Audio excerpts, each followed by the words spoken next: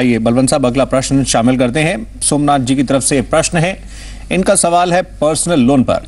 आपका स्वागत है। आप पर्सनल लोन चाह रहे हैं, राउंड अबाउट आपने मेंशन किया है आपको 5 लाख के लोन की रिक्वायरमेंट है, ये आपकी आय है।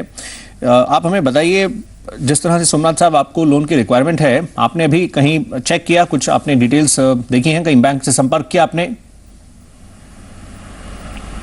सोमनाथ साहब आप लाइन पर हैं? हेलो जी, इनसे हम कुछ देर में हम संपर्क स्थापित करेंगे। इनफैक्ट ये जो डिटेल्स हैं ये सोमनाथ साहब की हम स्क्रीन पर देख रहे हैं।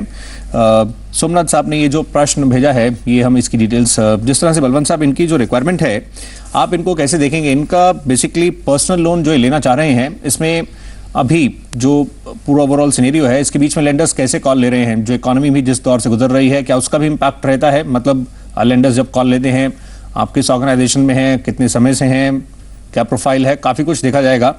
ये आप इस समय जो प्रेजेंट सिनेरियो है इसको इनके समक्ष कैसे रखेंगे और कैसे ये बढ़े आगे? देखिए सौरभ जी, ऐसा है, आपने सही बताया कि जैसे अभी जो इकोनॉमिक सिचुएशन है इतनी अच्छी नहीं है, जॉब कट्स वगैरह हो रहे हैं, तो जो लेंडर है वो पर्सनल लोन जो देने में और ज़्यादा हिचकिचाने लग गए हैं।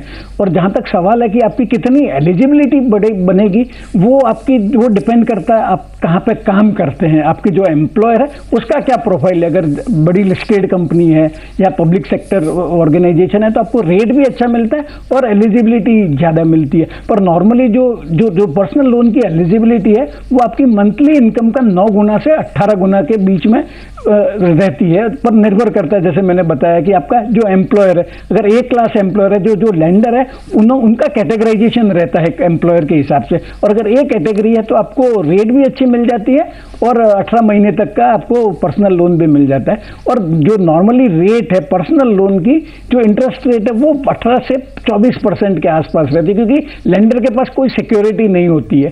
तो अगर आपके पास अगर कोई सिक्योरिटी देने के लिए हो तो मैं सुझाव दूंगा कि आप वो सिक्योरिटी के सामने आप लोन ले लीजिए, तो आपकी जो रेट ऑफ इंटरेस्ट है वो कम पड़ेगी।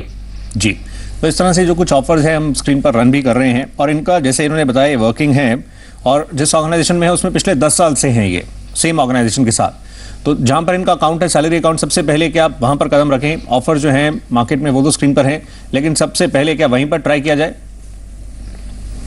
ये तो सौरभ जी ऐसा है, आपको पर्सनल लोन ही नहीं, कोई भी लोन अगर लेना है, आपका जो बैंकिंग रिलेशनशिप जिस बैंक के साथ में है उसको अगर अप्रोच करेंगे तो उनके पास में आपकी क्रेडिट जो ट्रांजैक्शंस की हिस्ट्री वगैरह है तो वो लेंडर ज़्यादा कंफर्टेबल होता है और आपकी भी जो प्रोबेबिलिटी है वहाँ से लोन मिलने की फेवरेबल टर्म पे बढ़ जाती है। तो किसी को भी लोन लेना, इवन बिजनेस लोन भी लेना हो, तो आपको सबसे पहले जो आपके एग्जिस्टिंग बैंकर है, जहाँ पे आपका करंट अकाउंट है या सेविंग बैंक अकाउंट है, उनको अप्रोच करना चाहिए और वहाँ से मोस्टली मिल ही जाता है अगर आपकी क्रेडिट रिकॉर्ड वगैरह अच्छे हो तो। आइए अगले सवाल